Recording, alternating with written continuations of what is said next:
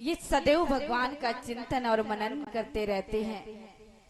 कभी भी भगवान से इन्होंने ये नहीं कहा कि हे प्रभु, हे द्वारकाधीश, आप हमारे परम मित्र हैं, आप मेरी मदद करो, कभी नहीं कहा।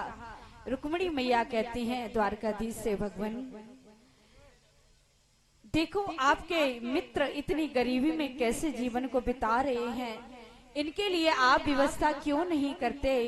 भगवान कहते हैं क्या करूं देवी, मैं तो अपने मित्र को देना चाहता हूं पर उसे आवश्यकता ही नहीं है, वो कभी मांगता। सुना, सुशीला चौंक जाती है, आप ये क्या बात करते हो, हमारे पति के मित्र द्वारकाधीश, ये कैसे हो सकता।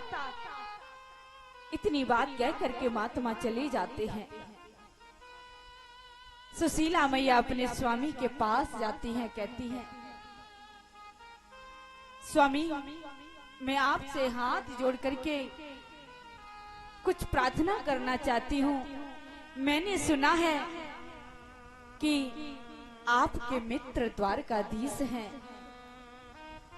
क्या ये सत्य है। सुदामा जी कहने लगे, देवी ये बिल्कुल सत्य है, कृष्ण हमारे मित्र हैं, हम दोनों ने एक साथ गुरुकुल में गुरु संदीपनी के यहाँ शिक्षा को ग्रहण किया, हम दोनों परम मित्र हैं। तो प्रभु अभी तक आपने मुझे क्यों नहीं बताया, जब आपने मुझे नहीं बताया तो भला आप संसार को क्यों बताएंगे। कितने प्रशांत आत्मा के हैं सुदामा जी, कभी भी उन्हें धन की कोई लालसा नहीं है।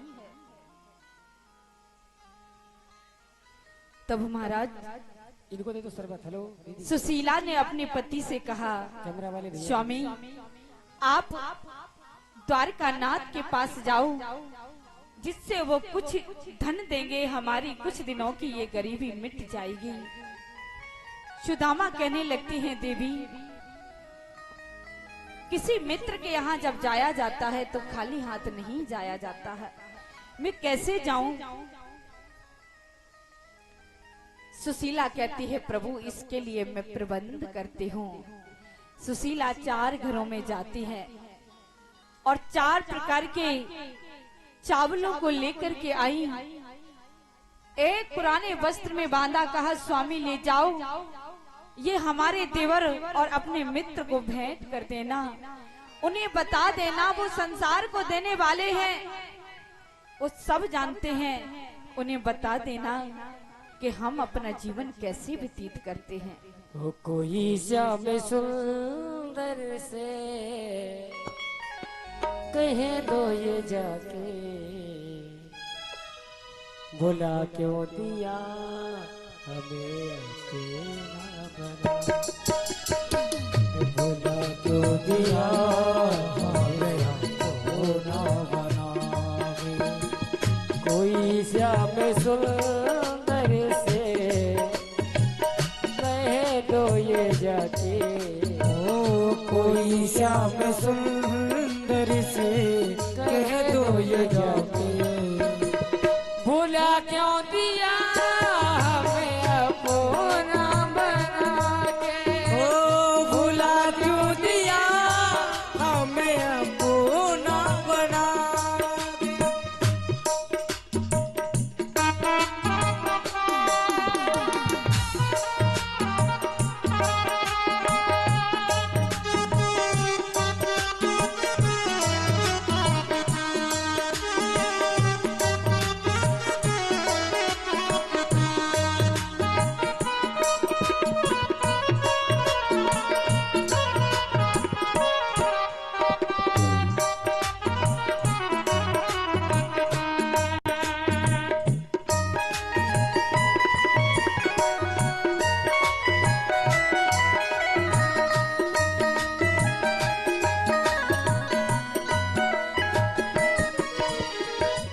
अभी मैंने उनको निहारा नहीं है,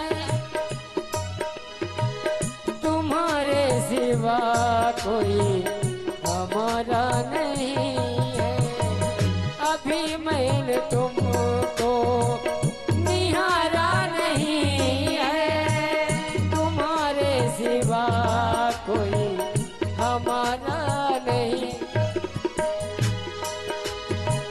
चले क्यों गए श्याम दीवाना बना के, चले क्यों गए फिर दीवाना बना के, भुला क्यों दिया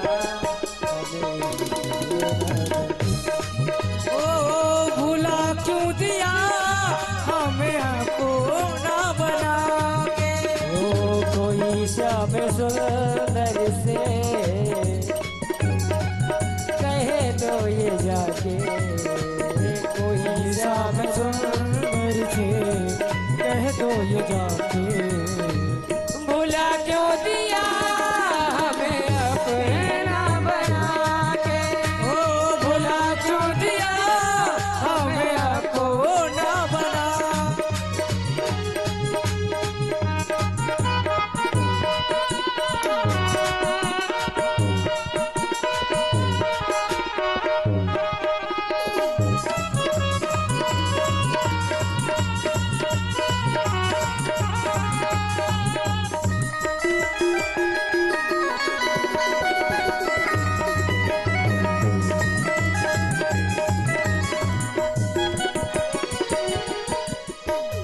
अभी मेरे आंखों में आंसू भरे हैं, अभी मेरे आंखों में आंसू भरे हैं, जख्म मेरे दिल के अभी भी हरे हैं। जख्म मेरे दिल के अभी भी हरे हैं। चले क्यों गए श्याम, ओ चले क्यों गए श्याम, बंसी बजा के भुला क्यों दिया। ओ भूला क्यों दिया हमें अपना बना के। ओ कोई श्याम सुंदर से ओ कह दो ये जाके, भुला क्यों दिया हमें अपना। ओ भुला क्यों दिया हमें अपना बना के। बोली वृंदावन में हरि लाल की। तो महाराज सुदामा जी के घर में अत्यंत गरीबी है, अपने परिवार का भरण पोषण कैसे करते हैं, भगवान के सहारे हैं। इनके बच्चे जब भोजन मांगते हैं तो सुदामा जी कहते हैं बेटा आज एकादशी है, एकादशी को बता करके उनको बहला फुसला करके सुला देते हैं। इसी प्रकार से इनका जीवन चलता है। सुशीला का धैर्य टूटता है, स्वामी कैसे मैं अपने आप को रोक पाऊं, हमें अपने बच्चों का दर्द देखा नहीं जाता। नाथ आप जाओ, आप जाएंगे जरूर, वो कुछ ना कुछ देंगे जिससे हमारी कुछ दिन की गरीबी दूर हो जाएगी। लेकिन महाराज सुदामा जी के अंदर अभी भी कोई धन की इच्छा नहीं है। उनके मन में सिर्फ यही है कि चलो मैं जाऊंगा जिससे भगवान के दर्शन हो जाएंगे। कि अयम ही परिमो लाभ उत्तम श्लोक दर्शनम। चलो मैं जाऊंगा जिससे भगवान के दर्शन हो जाएंगे। सुशीला के आग्रह करने पर सुदामा जी चलने को तैयार होते हैं। सुशीला ने एक पोटली में फटे हुए वस्त्र में उन चावलों को बांधा और कहा कि बता देना प्रभु, ये मेरा संकेत है क्या कि एक मास दो पक्ष में दो एकादशी होए और मेरे घर गोपाल जी नित्य प्रति एकादशी होए। उनको बता देना कि मेरे घर में रोज एकादशी मनाई जाती है। महीने में 2 बार एकादशी हर कोई मनाता है, पर मैं रोज एकादशी मनाती हूँ। बस इतनी बात कह देना। अपने पति को आंसुओं को भरते हुए इस प्रकार से सुशीला कहा। सुशीला के आग्रह से आज सुदामा जी चल देते हैं। शरीर जर्जर है, एक लकड़ी के सहारे से कृष्ण कृष्ण कहते हुए द्वारका की ओर चले। भगवान को तो इंतजार ही था। ओ कैसे आऊं मैं कन्हाई, कैसे आऊं मैं गिरधारी, तेरी गोकुल नगरी, तेरी गोकुल नगरी। कैसे आऊं रे कन्हैया, कैसे आऊं रे कन्हाई, तेरी गोकुल नगरी, बड़ी दूर नगरी, हाँ दूर नगरी, बड़ी दूर नगरी, हो दूर नगरी, बड़ी दूर नगरी। तालियां बजाते हुए भाव बड़े से भाव के साथ तालियां बजाते हुए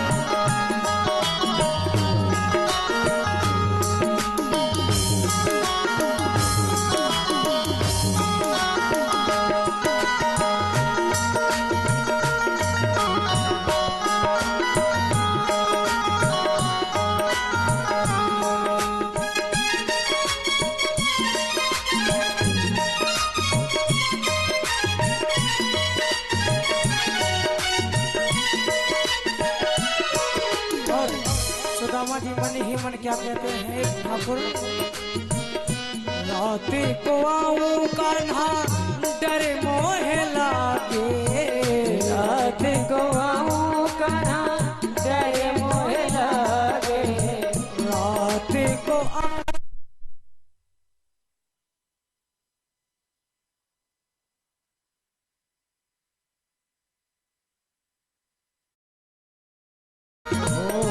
रात को आऊं कान्हा डर मोह लागे, रात को आऊं कान्हा ओ डर मोह लागे, ओ रात को आऊं कान्हा डर मोह लागे, रात को आऊं कान्हा डर मोह लागे।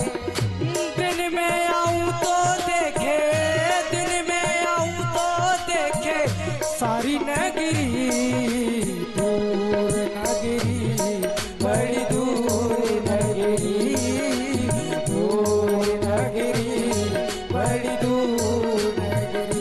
कैसे आऊं मैं कन्हाई, कैसे आऊं मैं कन्हाई, तेरी गोकुल नगरी, बड़ी दूर नगरी, दूर नगरी, बड़ी दूर नगरी।